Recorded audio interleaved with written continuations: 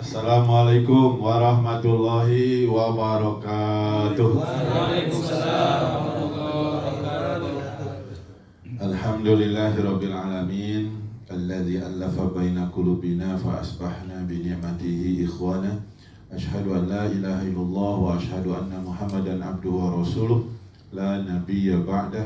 Allahumma shalli ala Muhammad wa ala ali Muhammad kama shallaita ala Ibrahim wa ala ali Ibrahim wa barik ala Muhammad wa ala ali Muhammad kama barakta ala Ibrahim wa ala ali Ibrahim fil alamin innaka Hamidum Majid. Qala Allah Ta'ala fil Qur'anil Karim, a'udzu billahi minasy syaithanir rajim. Ya ayyuhalladzina amanu idza laqitum fi'ah fasbutu wadhkurullaha katsiran la'allakum tuflihun. Wa atiiullaha war rasul wa la tanaza'u fatafshalu wa tadhhabu rihukum wasbiru innallaha yuhibbus sabirin. Wala takunu kalladzina kharaju min diyarihim batara wa ria'an nas. Al-ayat sadaqallahu azim. Allahumma inna nas'aluka ilman nafi'an wa qalban khashi'an wa amalan maqbulan wa du'aan masmu'an. Marilah kita selalu mohon pada Allah ilmu yang bermanfaat, hati yang khusyuk, amal yang diterima dan doa yang dikabulkan. Bersyukur kita kepada Allah di malam hari ini dipilih oleh Allah di antara hamba-hambanya bisa hadir dalam majelis ini. Mudah-mudahan majelis kita dirahmati, diberkahi, diridhoi Allah Subhanahu wa taala. Amin. Dan majelis ini kita kenal sebagai Riyadil Jannah, ya, taman di antara taman-taman surga, sebagaimana sabda Rasulullah, man salaka tariqan yaltamisu bihi ilmun sahalallahu lahu tariqan ilal jannah. Barang siapa yang mempermudah langkahnya menuju majelis ilmu, maka Allah permudah dia langkahnya menuju surga. Amin. Makanya saya lihat yang hadir di sini wajah-wajah ahli surga. Amin. Salawat-salawat untuk junjungan kita, teladan yang terbaik buat kita Rasulullah Muhammad Sallallahu Alaihi Wasallam. Mudah-mudahan dengan selalu meneladani jejak langkahnya dan kita bersolawat kepadanya, kita mendapatkan kebahagiaan dunia dan akhirat. Yang saya hormati Ketua Majelis Ulama Indonesia Kota Bengkulu beserta seluruh jajarannya, Pak Zul, Pak Yokamda, semua tidak bisa disebutkan satu persatu. Hadir bersama kita juga Majelis Pertimbangan, Pak Haji Rashid Ibrahim beserta Pak Sofwan Ibrahim, sama-sama Ibrahim. Ustaz-ustaz dan ustazah, para pengurus MUI, Pak Weni Ibrahim, ya. Dan ustazah yang berada di PPLK, ya, pengurus PPLK, ya. Semuanya dirahmati, diberkahi Allah Subhanahu wa taala. Pergi ke Mekah membeli kurma, enak dimakan ketika sahur. Insya Allah tausiah tidak akan lama, khawatir bapak-bapak tertidur. Ya. Bersyukur bisa bersilaturahim di Majelis Ulama, ya, Kota Bengkulu, luar biasa. Alhamdulillah tempatnya nyaman, ya. Mudah-mudahan dalam pertemuan kita bukan hanya sekedar pertemuan fisik, ya, tapi ruh kita juga, hati kita juga bersatu, ya. Karena ar-ruh junudul mujannadah. Ruh itu prajurit yang satu. Kalau satu saluran, satu frekuensi itu nyambung, ya. Makanya Rasulullah pun memberikan isyarat kepada kita, hati-hati dengan firasatnya orang yang beriman. Biasanya tepat. Jadi kalau sama-sama frekuensi keimanannya, ya, ada, itu nyambung, gitu. Ketika berbeda, maka kadang kita sering mungkin terasa ini kayaknya orang jahat, kurang baik, misalkan, langsung tek hatinya karena tadi ar-ruh junudul mujannadah. Kalau senantiasa bersatu maka akan nyambung, gitu, ya. Tapi kalau bertolak belakang, nah itu juga akan saling menjauh. Mudah-mudahan kita bukan perkumpulan seperti orang munafik yang diungkapkan dalam Al-Quran, tahsabuhum jami'an wa qulubuhum syatta. Kelihatan aja fisiknya itu satu-satu, tapi hatinya masing-masing, artinya saling menjaga. Itu perkumpulan orang-orang munafik ya. Yang kadang sekarang ya mungkin orang menjadi munafik karena banyak yang muntaber ya, munafik tapi berhasil gitu dalam urusan dunianya ya. Jadi perilakunya munafik tapi kelihatan urusan dunianya berhasil. Bagi orang yang mungkin tergiur dengan urusan dunia kadang jadi munafik juga melihat orang-orang pada munafik berhasil. Tema kita pada kesempatan ini ya tentang ukhuwah ya. Ya mungkin kadang sangat mudah diucapkan tapi dalam prakteknya masih mengalami hambatan-hambatan, masih mengalami hambatan-hambatan. Dan makanya di materi yang di-share ya, diawali dengan keikhlasan gitu untuk membangun kebersamaan itu. Karena kalau ukhuwah tanpa didasari keikhlasan tidak akan pernah terbentuk, tidak akan pernah terbentuk. Maka didahului dengan keikhlasan. Karena biasanya ada motivasi-motivasi lain yang menyebabkan kita bermusuhan. Gitu ya. Makanya saya sering menyampaikan kalau misalnya sekedar berbeda pendapat jarang ribut. Tapi kalau berbeda pendapatan itu sering ribut. Kalau ditambah lah. Kalau berbeda pendapat sampai gebrak-gebrak meja itu meja nggak ribut. Tapi kalau sudah beda pendapatan, mana jatah ambo? Nah gitu ya. Mana ribut ya. Termasuk misalnya kenapa apa di Musda MUI, Musil MUI jarang ribut ya. Memilih pengurus masjid jarang ribut karena nggak ada pendapatan. Coba kalau misalnya jadi ketua MUI gajinya 10 juta misalnya per bulan, oh, pasti ada tim sukses. Ya,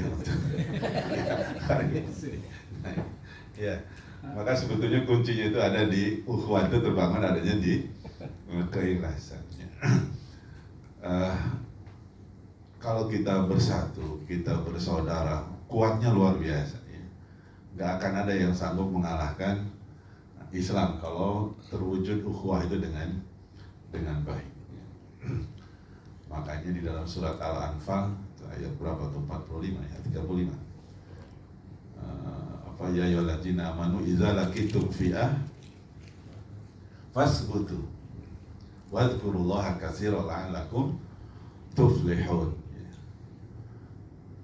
Wa atiullaha wa rasul wa la tanaza'u wa tabshalu wa tadhhabu rihukum wasbiru innallaha ma'as sabirin.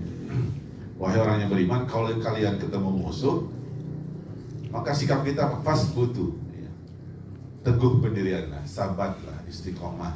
Kemudian wadhkurullaha katsiran, berzikir kepada Allah sebanyak-banyaknya supaya kalian mendapatkan kemenangan. Kemudian taat kepada Allah, taat kepada Rasul. Kemudian wala tanaza'u, jangan berselisih, jangan bantah-bantahan, jangan bermusuh. Kenapa?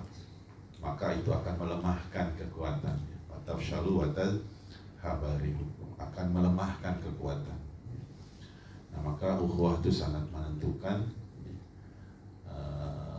Kalau ada kebersamaan, maka tidak akan ada yang mampu mengalahkannya. Termasuk misalnya kasus Palestina saja kan.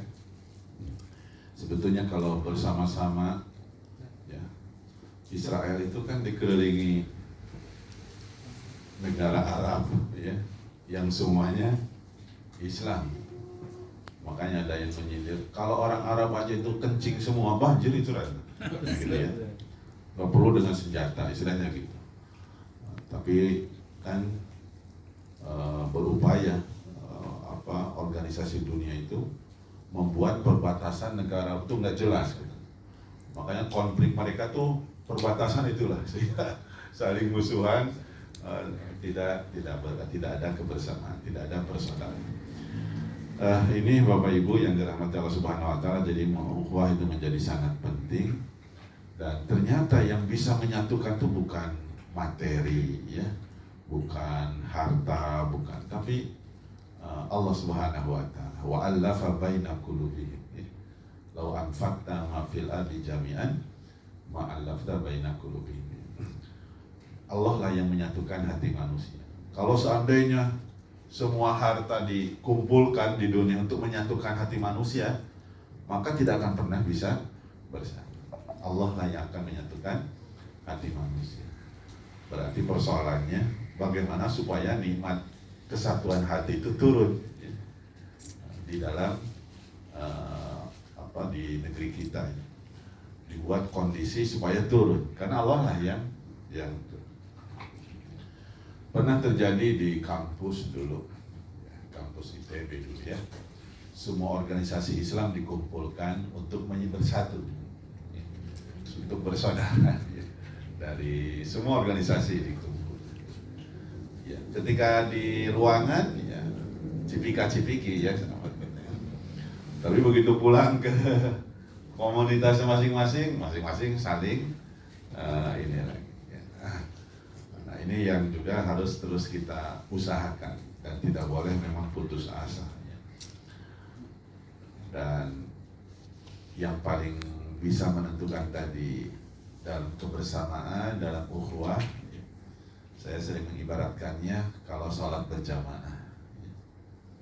Kenapa kita semua mau nurut sama imam? Padahal bisa jadi imam itu gak tamat SD ya.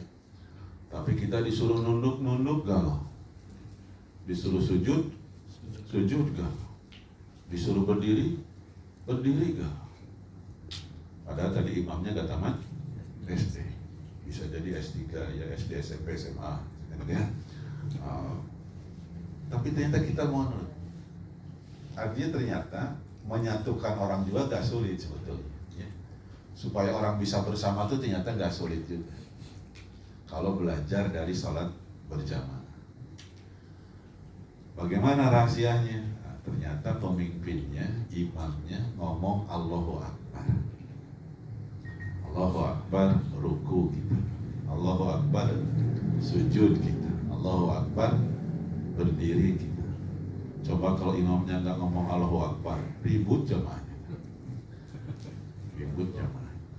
Dan Allahu Akbar itu adalah Allah Maha Besar.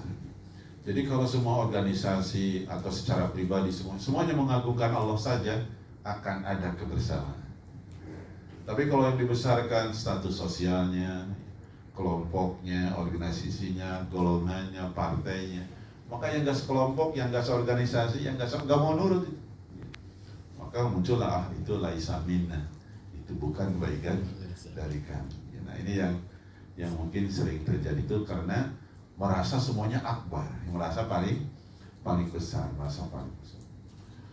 Nah ketika pemimpinnya masing-masing Allahu Akbar, makmumnya juga ikhlas.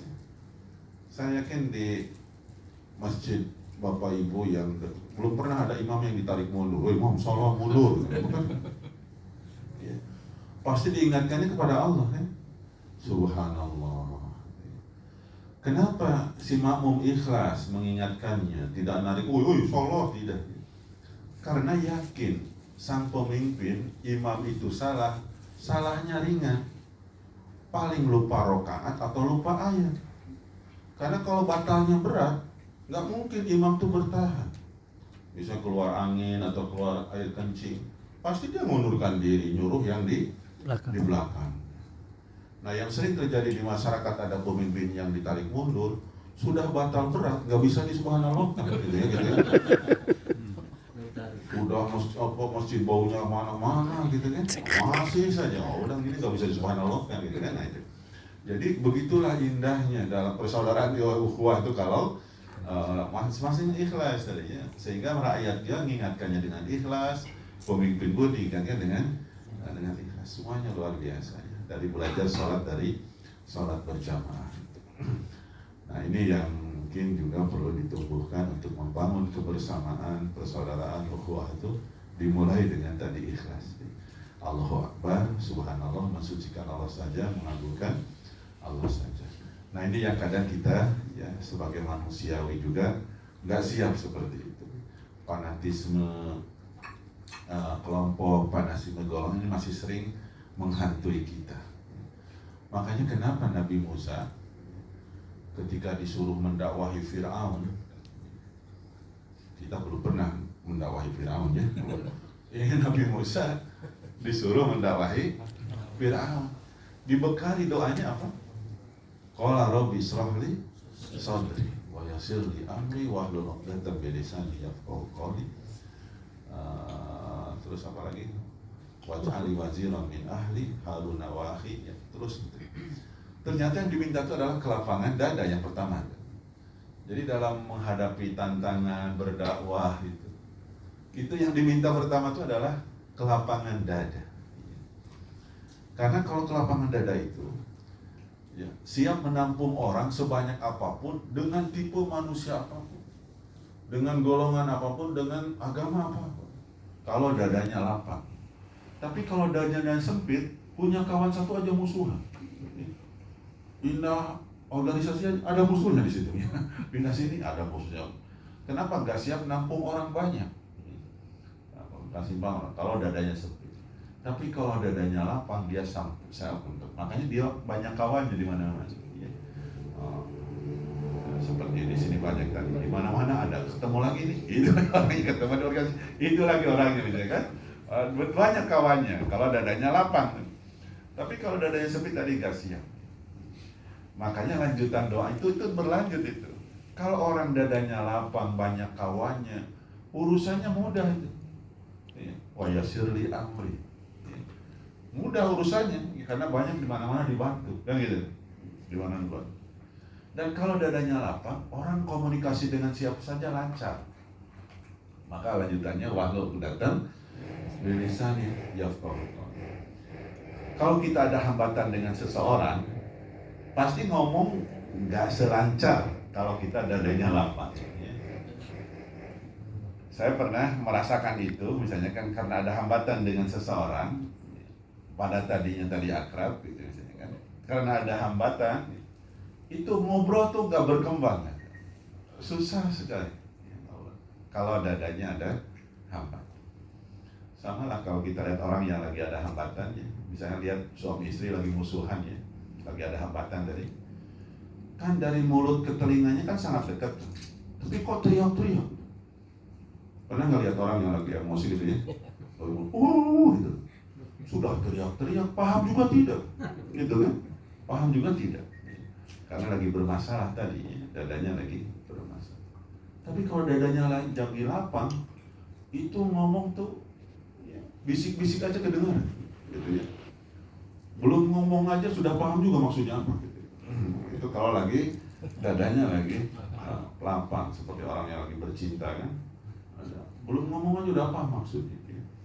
Atau udah kenal kalau dalam pendidikan itu proses disiplin tanpa teriakan. Itu kalau kita tidak ada hambatan dengan siswa, dengan siapa saja. Tapi kalau ada hambatan, ini bidualnya anak ini kan gitu ya. Nah itu kalau sudah ada hambatan, itu walaupun kita teriak-teriak, anak tuh gak mau nurut gitu ya. Kalau sudah ada hambatan. Nah ternyata juga tadi ya, Nabi Musa diperintahkan untuk selalu melapangkan dada menghadapi. Dan ternyata juga butuh pendamping. Ya, untuk mendakwah itu butuh kebersamaan, tidak bisa sendirian. Makanya Nabi Musa di situ minta waj'alli waziran min ahli. Ya. Beri aku pendamping untuk yang membantu dakwah. Harun wa supaya wasdud amri ya, supaya ada bisa kebersamaan dalam mengurus dakwah. Jadi tidak bisa kita dakwah itu juga sendirian, moncer sendirian tuh nggak bisa. Ya, harus ada. Kalau dulu mungkin karena masanya Nabi Musa, maka memilih ini yang terdekatnya, ya keluarganya Harun. Ya. Karena mungkin yang bisa dipercaya, yang bisa memang betul-betul membantu tugas dakwah. Ada orang sering memotong ayat misalnya, ya. Sesungguhnya innallaha yuhibbul ladzina yuqatiluna fi sabilihi saffan ka'annahum bunyanun marsus. Kan dalam surat apa tuh? As-Saff ya, As-Saff. Sering dipotongnya sampai sesungguhnya Allah mencintai orang yang berperang di jalannya. Sampai situ ya. Padahal ada lanjutannya itu kan. Yang berperang yang dicintai Allah itu kalau dia berada dalam sofan ka'annahum bunyanun marsus. Kalau dia berada dalam barisan ya, saf yang rapi, yang kokoh, yang teratur ya. Namanya barisan kira-kira gimana tuh barisan? Kalau di slide itu ada tayangan filmnya, nanti kalau mau di rumah dicek. Namanya barisan kan kita lihat ya, pasti ada kebersamaan gitu kan. Indah. Di situ ada ketaatan kayak gitu ya kepada para pemimpinnya, ada kebersamaan, ada kedisiplinan. Enak sekali lihatnya kalau dalam barisan yang rapi, yang kan begitu ya. Nah yang sekarang kira-kira yang berjuang di jalan Allah itu betul-betul ada pada barisan yang rapi atau bercerai-berai ini yang terjadi gitu ya. Ya bercerai-berai. Nah maka kita mari kokohkan dalam berukhuwah ini untuk dipraktekkan gitu. Kalau semua kita rata-rata sudah menyeru ya untuk bersaudara, untuk bersama, untuk bersatu, tapi dalam kaitan prakteknya memang masih berat ya. Masih kadang kita menyerang ulama lain, menyerang ustadz lain yang mungkin tidak sepaham dengan kita, yang tidak sejalur dengan kita. Nah, ini kadang masih ada keinginan untuk menyerang ya. Bahkan mungkin yang sudah imam mazhab saja masih diserangnya, mungkin bisa jadi dikritiknya. Padahal kita mungkin tidak seberapa ya dibandingkan dengan ya, dan dibandingkan dengan mereka yang sudah berkiprah di dalam kegiatan keagamaan ini luar biasa ya. Nah, tapi kadang ada orang mungkin merasa sudah tahu segalanya sehingga tadi merendahkan posisi-posisi para ulama yang memang sudah berjuang, berkiprah ya. Nah ini yang mungkin juga harus terus kita tumbuhkan di dalam perjuangan kita menegakkan Islam di muka bumi ini. Kesiapan untuk bersama, kesiapan untuk menerima perbedaan ya. Nah tadi kunci utamanya berada dalam keikhlasan, kelapangan dada, itu kunci utamanya. Karena sering kalau berbeda itu sering dengki gitu ya. Berbeda itu kan sering jadi enggak ini gitu ya. Nah, dan itu memang seperti tadi kondisinya ya. Mudah-mudahan kita insya Allah ya, dengan apalagi tadi menghadapi pemilu ya. Pemilu itu kan disebut dengan pesta demokrasi. Sebetulnya kalau yang namanya pesta seharusnya riang-riang ya, senyum dan sebagainya ya. Dan di sini butuh tadi ya kesiapan kita untuk walaupun beda pilihan gitu ya. Dalam pemilu nanti jangan sampai ini menjadi permusuhan atau jadi justru melemahkan positioning sebagai muslim di negeri. Kemarin MUI juga ada kegiatan di pusat ya yang terkait dengan kriteria kepemimpinan di pusat itu.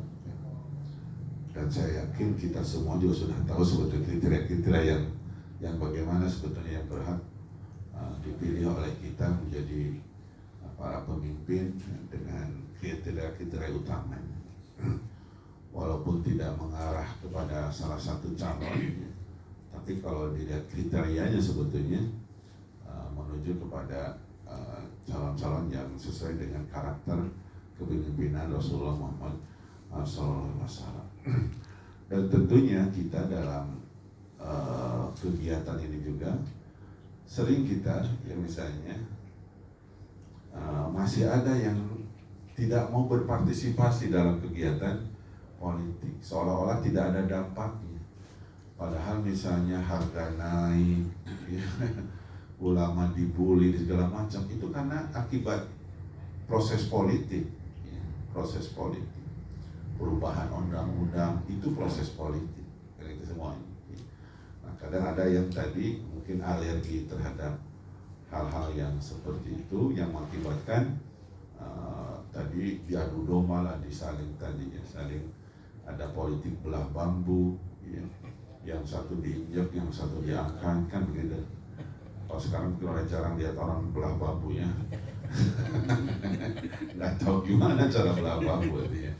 Nah, tapi kalau yang sudah lama di dusun biasanya tahu ya, paham belah bambu. Yang satu diinjak, yang satu diangkat. Atau politik gaya naik tangga, yang di atas ditarik, yang di bawah diinjak gitu. Yang penting dia. Atau politik gaya katak, tendang kanan, tendang kiri, sikut kanan, sikut kiri, yang penting dia loncat ke depan. Nah, ini tentu kita tadi dalam sebagai seorang muslim, sebagai para ulama, para ustadz, kita harus menjadi terdepan untuk membangun ukhuwah ini, membangun kebersamaan. Dan ukhuwah bukan dalam satu komunitas, tapi dalam satu agama ini, ya. Bahkan mungkin ada lagi yang dalam satu negara, tapi karena ini dibatasi dengan ukhuwah Islamiyah, ya, maka kita bukan hanya misalnya kita bisa ukhuwah kalau dengan NU saja, kalau dengan Muhammadiyah saja, kalau kita berada di komunitas. Tapi ketika begitu beda organisasi, kadang sulit menerapkan ukhuwah. Nah, ini yang terjadi ya. Kadang kita menemukan seperti itu, seperti perjalanan kemarin ke Muko-Muko ya.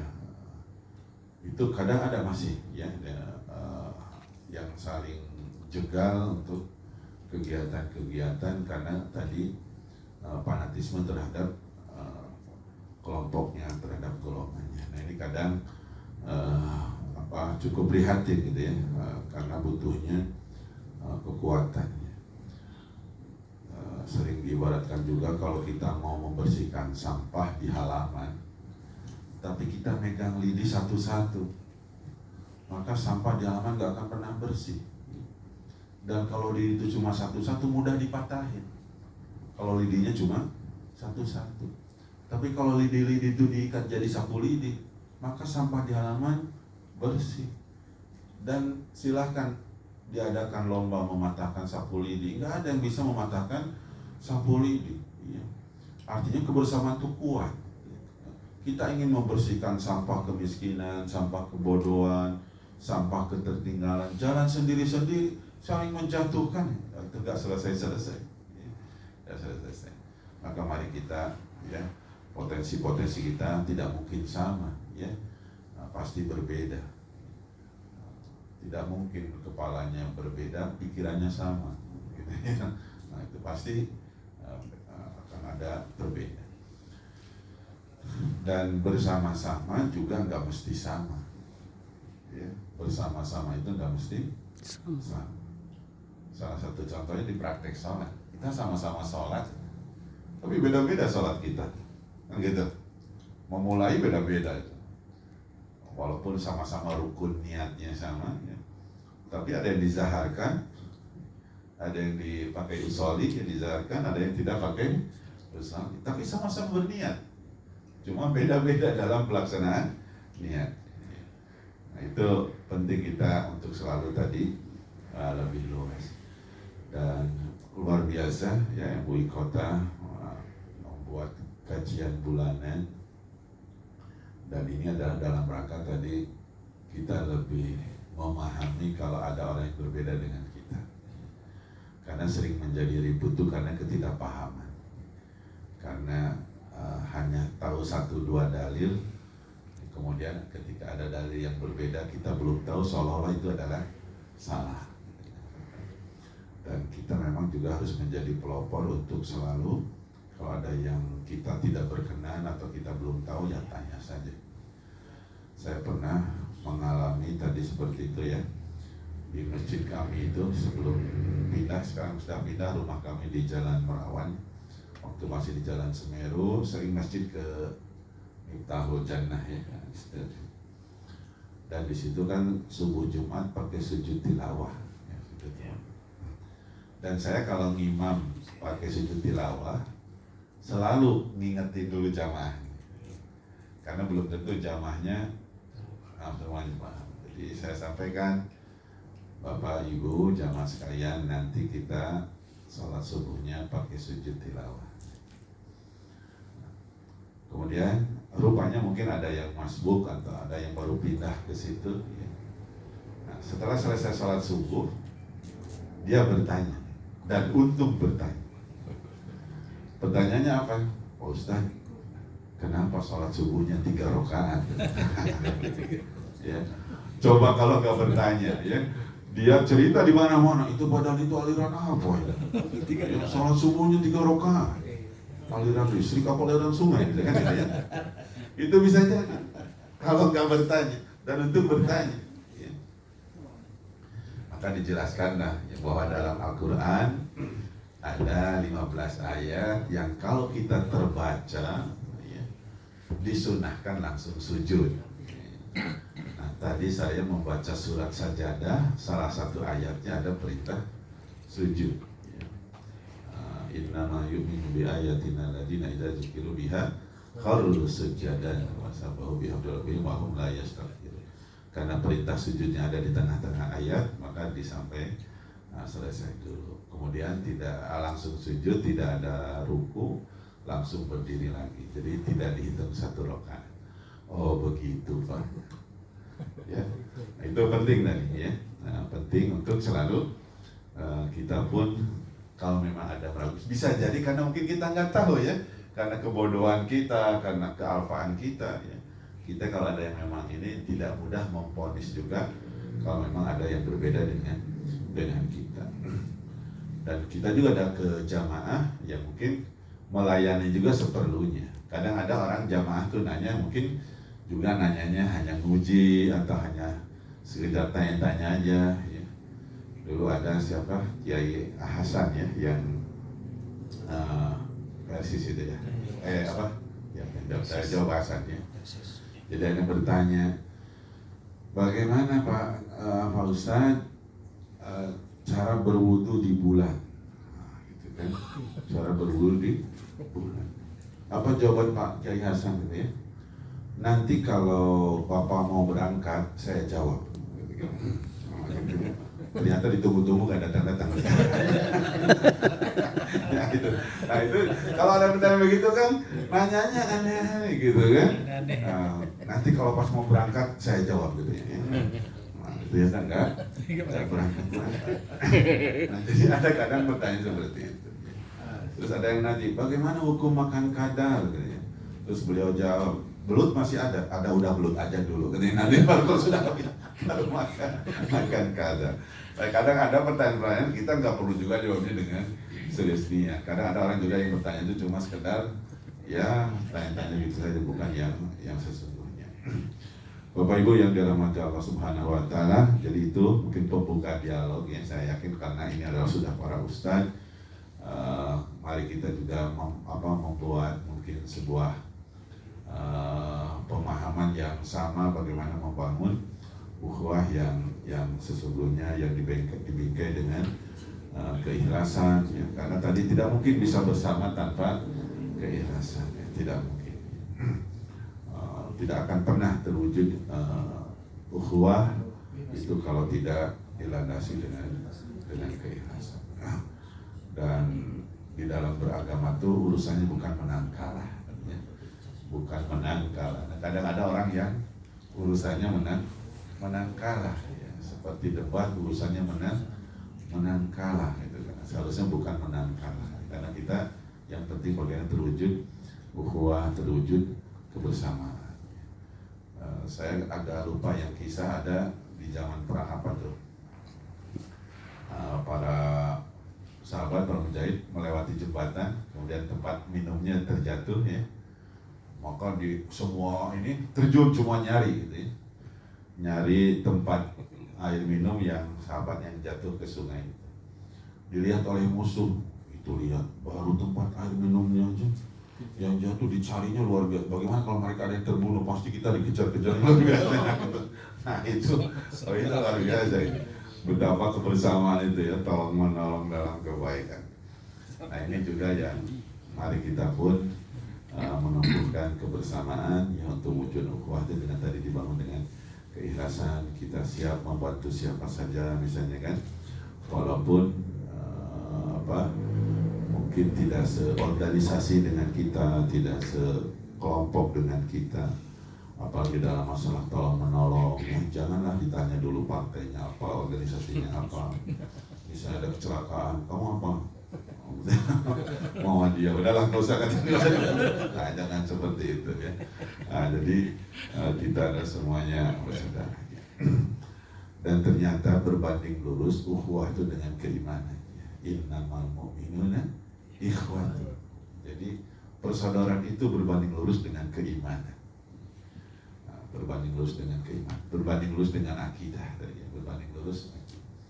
Maka mari perkokoh keimanan kita. Ya. Dan sudah banyak kita lihat bagaimana kisah-kisah para imam mazhab ya, yang siap ya menanggalkan pendapatnya ya ketika ada perbedaan. Mungkin sudah masuk kisah Imam Syafi'i ya, berkunjung kemana, ke Irak ya, berkunjung ke Irak, kemudian dia ngimami sholat subuh ya. Ternyata dia tidak kunut ya, diproses oleh muridnya, ya Syekh, Anda lah yang nyuruh kami sujud, tapi kok saya menghargai imam di sini, dengan Imam Hanafi di situ yang tidak di sholat subuhnya tidak pakai. Begitu mereka siapnya ketika ya kalau misalnya dalam ininya ada perbedaan, menghargai ya.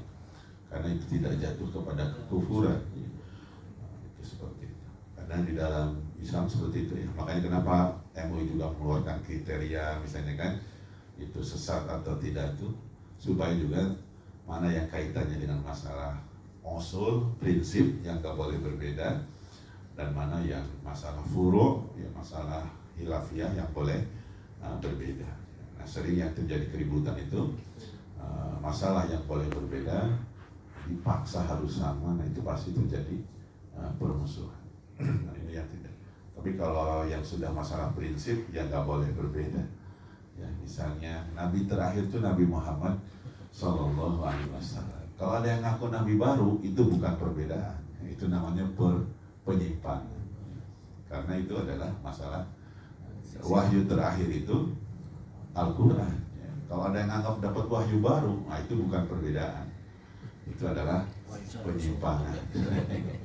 Ibadah haji itu ke Mekah, ya. Kalau ada yang ke air sebakul, ya, ke Pantai Banjang, itu bukan perbedaan, karena sudah disepakati, udah jumhur ulama sudah sepakat. Jadi kita harus juga bisa mana yang terkait dengan furu'iyah, khilafiyah, mana yang terkait dengan usul, yang prinsipnya tidak boleh berbeda. Ini saja dulu mungkin ya, mungkin ditambahkan nanti dari yang lain. Mohon maaf kalau dalam penyampaian mungkin tidak teratur dan kurang pas atau banyak kekeliruan, mohon dimaafkan. Demikian, Assalamualaikum warahmatullahi wabarakatuh.